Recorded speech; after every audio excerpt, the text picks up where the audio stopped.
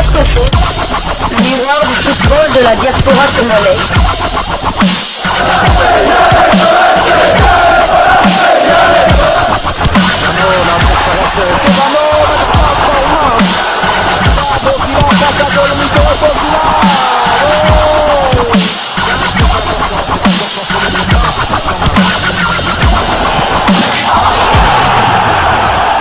Diascofoot, le miroir du football de la diaspora congolaise. Vous êtes sur Diascofoot, le miroir du football de la diaspora congolaise. Diascofoot vous dit bonjour, tout le plaisir est pour nous de vous retrouver, mais surtout de savoir que vous êtes nombreux en train de suivre votre chaîne YouTube dédiée uniquement aux footballeurs de la diaspora congolaise. Le sujet qui fait la une de l'actualité. Patient Mbangou qui nous a rejoint dans ce studio. Bienvenue à toi. Bonjour Nana Kankou, bonjour à Derrick Kazadi, bonjour à tous les fidèles de Radio 7, bonjour à tous ceux qui sont d'abord, je crois que nous serions à l'auteur de répondre à toutes les questions, mais j'aimerais saluer quelqu'un d'une manière particulière, Préma Bangala, qui nous suit depuis quelque part. Voilà. Merci déjà en avant, je crois que patient, merci. Et notre sujet, nous allons vous parler de l'avenir de l'équipe nationale. Qui va succéder à Hector Cooper? C'est ça le grand sujet de cette journée. Et je commence avec Derrick Kazadi. Qui va d'abord succéder à Hector Cooper? Parce que une lettre a été déjà envoyée à Hector Cooper. Je ne sais pas, est-ce qu'il va démissionner? Comme la République démocratique du Congo a encore sa dette, tu l'avais souligné la fois passée ici, il y a encore beaucoup pour remettre au sélectionneur principal des Léopards.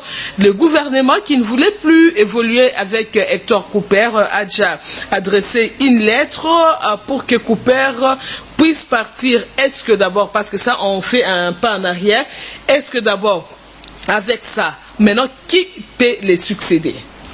Là, je pense que Nana Kankou, tu me poses la question pour connaître les critères. les critères, ouais, on est là pour dire ça. Pas pour citer les noms de certaines personnes. Moi, je connais déjà le point de vue de Derrick quand j'ai vu sa publication. C'est que tu es Dieu tout-puissant. Je pense que bon, il a dit qu'il a déjà vu ma publication sur Facebook. Il a vu ce que j'avais pu publier. J'ai déjà la conclusion de Derrick Kazadi.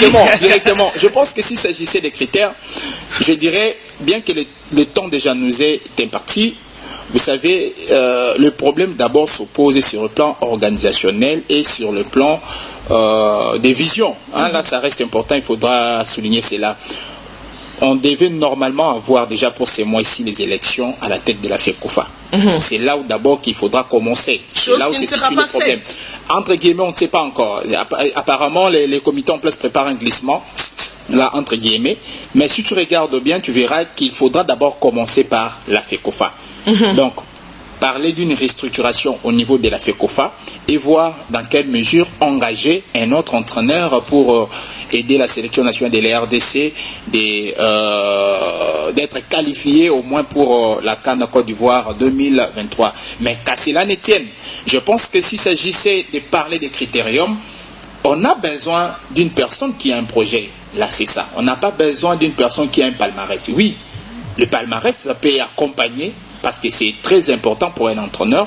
Mais en ce moment-ci, nous avons besoin d'une personne qui a un projet pour le football congolais, un projet pour l'équipe nationale. C'est ça ce qui est important.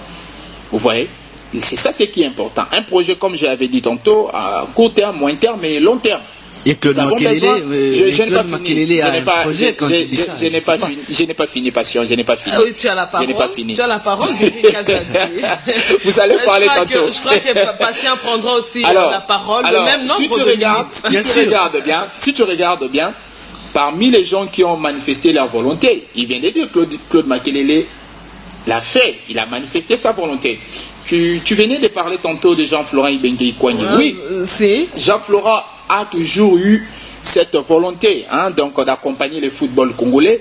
Et nous avons vu donc ses prouesses avec la sélection nationale A et puis les A' jusqu'à aller au niveau de la Renaissance sportive de Berkane. Vous avez vu un entraîneur trop engagé, un entraîneur qui connaissait ce qu'il faisait, un entraîneur qui avait vraiment une idée sur le football congolais, qui avait un projet sur le football congolais. Bien qu'il est parti, il a laissé l'équipe nationale de la RDC. Maintenant, il se retrouve au niveau de la Renaissance sportive de Berkane. Je pense que Jean-Florent Ibenge, je ne parle pas pour dire que ça sera impossible de le voir retourner aux affaires, mais ça sera difficile de le voir retrouver et retourner aux affaires. Pourquoi? Parce que ce soit chez le club, que ce soit chez les Léopards, il a eu à travailler dans des conditions très difficiles. Il a eu à travailler dans des conditions très difficiles. On a fait un débat là autrefois avec Pachan, dont je l'avais dit. Florent, la différence entre Renaissance sportive de Berkane et Vita Club, c'est que le Renaissance sportive de Berkane a mis toutes les conditions possibles pouvant permettre à Florent de bien faire son rôle. Pendant que chez Vita Club, il faisait lui-même le rôle d'un directeur technique, il faisait le rôle d'un entraîneur, il faisait le rôle d'un chargé de psychologie, mais alors que chez le Renaissance sportive de Berkane, il a trouvé une direction technique assise. Une direction technique assise, il y a un chargé de psychologie de joueurs, et lui, il a juste ajouté ce qu'il savait, ce qu'il avait comme matière.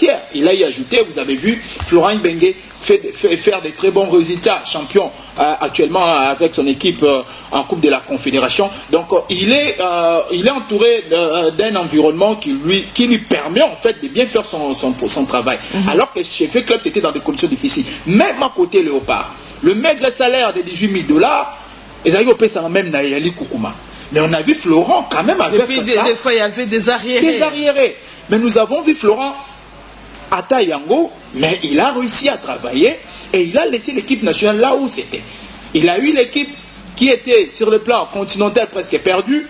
Le Congo a retrouvé son nom sur le plan continental et le Congo a eu à rêver la Coupe du Monde en 2018. Ni était le début partout ici face à la Tunisie, on aurait parlé d'une Coupe du Monde avec Jean-Florent Ibenge Ikwanye. Donc je pense que les conditions ne permettent pas en fait de Florent Ibenge de retourner aux affaires. J'ai parlé des Claude Makélélé sur Facebook.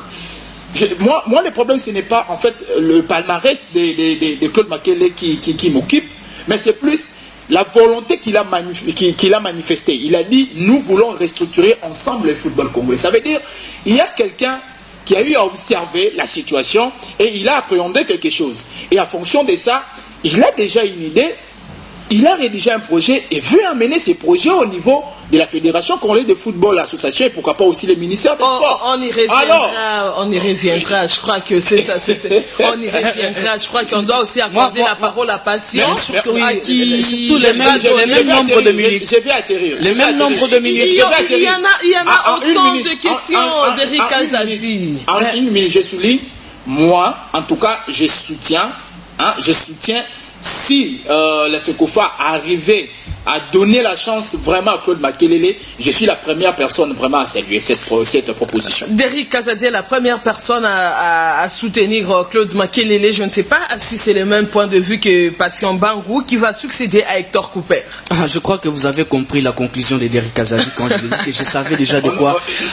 Il y aura des détails. Je vais aller dans une perception un peu contraire par rapport aux analyses de Derick Kazadi. C'est vrai, c'est que j'ai aimé quand il a évoqué en disant que c'est vrai que Jean-Florent Ibenge a travaillé dans de très mauvaises conditions. Mais je vais interpeller Derick Kazadi et aux Congolais qu'on doit arrêter d'être nostalgique. C'est vrai, Ibenge a de ses qualités, Ibenge a pu stabiliser Vita Club et la sélection. Mais écoutez, à l'époque de Jean-Florent Ibenge, surtout au finish de son mandat, Ibenge n'avait plus une bonne communication avec ses compères. Là, il faudra le dire. Quand je parle de compères, je vois la fédération, je vois les ministères des Sports.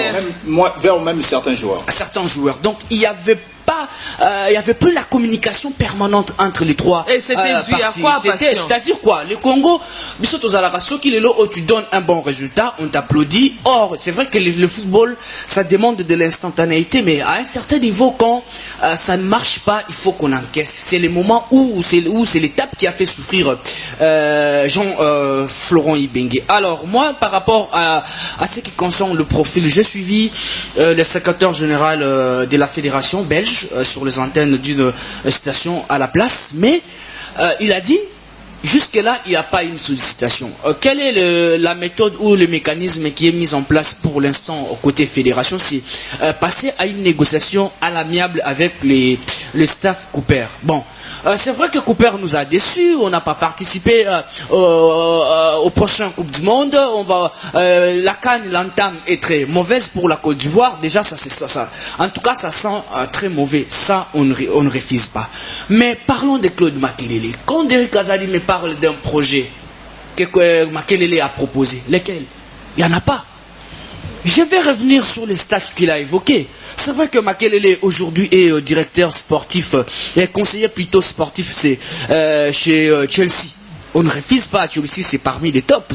Ça, on n'en disconvient pas vu les conditions et autres. Mais revenons en France.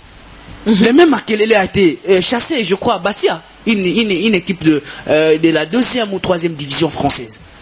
Il a été chassé. En Belgique, le même Makelele, révoqué par insuffisance des résultats. Il revient en Angleterre. C'est quel palmarès que tu veux me parler de Makelele? S'il veut amener vraiment un projet, vous savez, quand on avait pris Cooper, beaucoup, vous et moi, sur ce plateau, on avait discuté sur les stats de Cooper.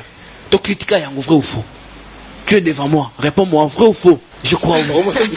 Non, allez, on va aller. Tout ça la radio, bien que j'ai mes réponses à moi de la sélection. Donc c'est en consultation avec les staffs techniques. Donc Batbabanda Kaliboso, c'est la direction technique. Tu revenir un peu dans la mission où ils allaient confier dans la fédération Nabiso. Est-ce que la direction technique nationale est ça la Moussala Nango?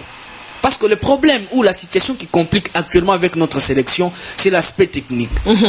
C'est l'aspect technique. Est-ce que Baso Sala Moussala Nabango? Point d'interrogation. Point d'interrogation. Je reviens. Donc, par rapport à ça, je prends l'exemple du Cameroun. Vous avez vu comment est grondé sur les joueurs. Leadership, l'éthique d'engagement. Je suis président de la fédération. Je suis secrétaire général de la fédération. Ma responsabilité, mon rôle. Qu'est-ce que je partitionne en est-ce que je joue correctement mon rôle? Il y a une question primordiale. Arrêtons, Yacob Funda, tel a fait ça, les staffs techniques. Vous allez vous imaginer, à l'époque de Jean-Florent Ibenge, tu souffres. Tu es joueur, bien. C'était dû à quoi, Passion? Parce que je sais que j'aurai 5%, j'aurai 10%. C'est parmi aussi les éléments que Jean-Florent Ibenge donné à Salah qui a déposé, à Salah qui a fustigé, à Lunga Salanine a claqué porte. Qu'on doit être sérieux. C'est-à-dire quoi? Le football aujourd'hui se focalise dans des éléments. C'est l'organisation et le collectif. Les collectifs doivent souffrir parce qu'on n'a pas de joueurs qui jouent le haut niveau. Même en commençant par les capitaines, lui-même Tisserand. Est-ce que l'équipe il est remplaçant? Est-ce qu'il y a titulaire? Et la suite, imaginez. Je reviens sur l'organisation. Tout le monde a comment. Les joueurs viennent à 72h, 48h, il y a match. C'est inacceptable. Ils ont atteint la sélection. Ça, c'est chose grave parce qu'ils n'ont pas. Donc, ce sont des éléments qu'on doit soulever, qu'on doit expliquer. N'a pas auditeur, n'a pas comprendre que non. Peu importe le départ, il y a Hector Cooper, Ezali Moko, il y a solution. L'autre, j'ai rejoint Derrick Azadi quand il dit que Ezo Sengela Mutuna Mutu Azwa par la responsabilité. C'est pourquoi je dis que c'est vrai. Makelele Azalina Palmarès, c'est un grand joueur. Il a joué le haut niveau. Il connaît le football. Est-ce qu'il connaît le football congolais? Ou il connaît le football africain? Je ne pense pas. Peu importe le projet qu'il va présenter, je ne pense pas qu'il ait la solution pour la sélection de la RDC. Et surtout qu'il y aura toujours les désordres à la Fédération congolaise de football. Merci beaucoup. Je crois que Derrick a insisté beaucoup sur le parcours. Tu peux nous parler du parcours de Claude Makelele? Je sens la consternation. Et pas Derrick Azadi. J'étais convaincu au moins. Je pense que ce que Passion Bango a dit n'a pas tort. Mais c'est bon, je vais expliquer quelque chose. En ces moments, c'est tout au début, il n'a pas d'ailleurs. on n'a pas besoin d'un entraîneur qui a un palmarès costaud. C'est ça le problème. Mais tu as fait l'apologie. J'ai donné là un exemple. Makelele, mon cher Derrick. Ah, un palmarès costaud, mais tu as parlé d'un projet, tu as loué un projet qui pourrait sauver le Congo. J'ai parlé de ça par rapport à ses dires. Hein, le message qui est caché derrière son message là, les non-dits Didi. Est-ce que c'est ces dires ou un équipe Moussika ou nous on voulait passer à... J'arrive, Madame Nana Kanko. Je vous ai parlé ici. Je te donne un exemple. Aux Anambon, peut-être au Rose des chambres salon au Vanda. Mais on a au foot à la Babimisio. Mais au lobby des chambres salon aux après, Tema Bilo dans les Albandana ou la non en Ndaku. Il y a studio Moko. Pendant que Bibilo aux Anambon na bana, baro contenir Nandaku anate. Qu'est-ce que tu feras? À l'état, on revend après, je me suis remonté à ce Bimokende. C'est ça le procès que nous ne voulons pas. C'est ça le problème actuellement. Oui, c'est bien bon. Nous voulons le résultat. Oui. Mais le résultat, nous, on voulait quand même quelque chose qui sera. C'est ça ce que j'ai dit. Va apporter un vous plus voulez, on veut le résultat, je n'en disconviens pas. On veut le résultat, je n'en disconviens pas. Mais le résultat, il n'y aura pas la vision pour les années à venir. Je crois que c'est pas ce que Patient dit. Non, c'est pas ce que moi. Je vais dire ceci. Qui veut aller loin prépare sa monture, on dit en français. Ça veut dire quoi? Que notre vision ne se limite pas seulement aux éliminatoires de la CAN Côte d'Ivoire 2023, mais notre vision, il faut qu'il y ait des Moussika. C'est ça le problème. Alors, on n'a pas besoin d'un entraîneur qui a un palmarès costaud pour prendre la tête de la sélection, parce que nous en avons eu. Il s'appelle Hector Cooper. Qu'est-ce qui nous a mené comme résultat? D'ailleurs, il a joué la finale de la Coupe d'Afrique avec l'Égypte. Mais avec les RDC, qu'est-ce qu'il a fait? Palmarès, c'est eu au Vimba, mais au sein de la sélection de la RDC, fiasco. Nous avons eu à la tête Jean-Florent Ibenge Kwangé. Il a réussi avec la sélection nationale de la RDC. Il avait quel palmarès à l'époque? Mais je n'ai pas fini patient. Avec Jean-Florent Ibenge, je n'ai pas fini patient. L'aspect patriotisme. Jean-Florent Ibenge, c'est un Congolais. Faut pas qu'on... J'y arrive. Tout justement, tu me rejoins sur l'ébité. Donc, j'allais parler de Claude Makélélé parce que d'abord, que nous ne le voulions pas, c'est un Congolais, il a le son congolais, que nous ne le voulions pas. C'est un Congolais, il a le son congolais. Et ce qu'il fait là, c'est le son en fait des son congolais, mais il a la nationalité congolaise, française plutôt. Florent Ibenge, il a joué Derrick Kazadi pour la France. Passion où je parlais. Je parlais. Toi, tu as déjà parlé, moi aussi je parle. Attendez, tu vas parler, Passion. Je disais ceci. Que nous le voulions ou pas, Claude Makélélé, c'est un Congolais. Il est franco-congolais comme Jean-Florent Ibenge, il est franco-congolais comme Otis Ngoma, il est franco-congolais comme tant d'autres entraîneurs qui sont chez nous ici. Peut-être quand Nabino, oui, il a joué avec l'équipe nationale française, mais à l'époque, il y avait quoi? Il y avait un problème dans la fédération. On partait d'un régime à une autre. Il y a Mobutu qui laissait la place à Mouzé Laurent Désiré Kabila. Il y avait dit des autres. Mais il se trouve devant une proposition d'une sélection nationale française. Et chez nous, il n'y avait rien. Il n'y a pas photo, il n'y a pas match. Il n'allait qu'à faire le choix. Je te prends l'exemple d'un Nkunku. Si Nkunku aujourd'hui a refusé la sélection de la RDC, mais attention, quelque part, il a trouvé, il essaie de trouver, voilà. En RDC, je n'ai pas fini parce que je parle. Derrick, c'est une émission à caractère débat. Quelqu'un peut passer justement et puis tu continues. Tu as évoqué un exemple d'un concours, Christopher. Mais écoutez, vous savez, aujourd'hui, le football, c'est le management. Ce sont des joueurs, ce sont des jeunes qui, à des fois, qui n'ont pas, je m'excuse en tout cas, entre guillemets, qui n'ont pas un niveau académique, mais qui ont le talent. Si il a fait le choix de jouer pour la France, c'est pourquoi je reviens à l'hypothèse de l'organisation. Il a vite compris que les FF est plus organisé qu'il a fait Kofa. Et Zali, une organisation, madame, qu'il a fait Kofa, là, il n'y a pas photo. C'est ça l'époque. Mais là où je te condamne, quand je dis, tu dis que le profil, c'est Makélélé. Mais comment vous avez un bon... Non, je n'ai pas dit le profil, attention, je n'ai pas dit que le profil, c'est Makélélé. J'ai lu ton commentaire. Avec son projet. Attention, Passion Bangou. Avec son projet. Passion Bangou. Excuse-moi, finir. Tu vas parler. Tu as tes minutes. C'est moi qui ai la parole. C'est moi qui ai la parole. Moi, je disais tantôt dans la Kankou, je ne disais pas que c'est les profils qu'il faut. Non. J'ai Mais vu quand ça. tu évoques les stats, quand tu évoques le projet, tu fais référence à quoi? Attention, patient. J'ai vu ce qu'il a écrit. Il a manifesté cette volonté et je soutiens cette volonté-là. C'est ce que j'ai dit, je soutiens cette volonté-là. C'est une question des nations, mais c'est une question des nations, c'est un Congolais, ne soyons pas dans les appels. C'est un Congolais. C'est un Congolais. Peut-être ce qui vous fait mal, c'est parce qu'il a joué dans la sélection française. Je ne suis pas dedans. Je suis dans les stats. Je suis dans les stats. C'est que Makelele a fait. Je viens dans les stats qui est là. Je viens dans les stats qui est là. Claude Makelele a été d'abord conseiller du directeur technique sportif au PSG, donc aux côtés de Leonardo. Avec quel résultat? Le PSG. C'est le Paris Saint-Germain. C'est ça la question. Je n'ai pas fini. Il est directeur technique. Le Paris Saint-Germain. Là, c'était en 2013. Est-ce qu'on peut prendre Papi René, on prend Papi René et puis tu vas revenir avec... Que je donne le palmarès. Papi René va parler. Très vite. Adjoint de Carlos Ancelotti, les grands Ancelotti, toujours au PSG. Et puis Laurent Blanc, toujours au PSG en 2013. 11-13. Donc il connaît quelque chose. Tu as parlé de Bastia, oui, il a laissé Bastia là où il était, là il a été limogé en 2014. Au sein de Monaco en 2016, il a été directeur technique. Chez l'équipe de Eupen en Belgique, en 2017, il a pris l'équipe en 17e position pour les classer parmi les 3 premiers en 2017. Chelsea en 2019 comme conseiller technique. Et qui suivait donc, il avait pour rôle de suivre les performances techniques des joueurs pendant le match. Et en 2020 maintenant, il est consultant de la chaîne Téléfoot.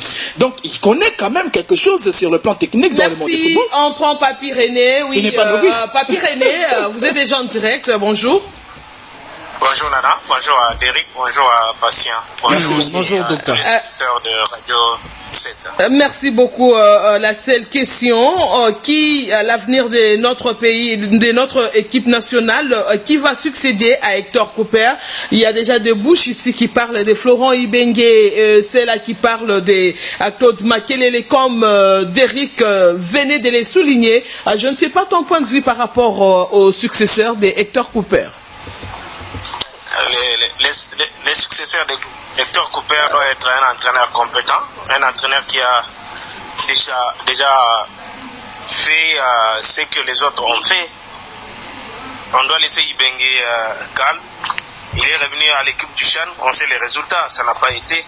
Il a fait ce qu'il pouvait faire avec l'équipe nationale, on doit les laisser entraîner l'équipe sportive de Berkane au Maroc, où il est bien payé, il est bien traité, il est bien respecté.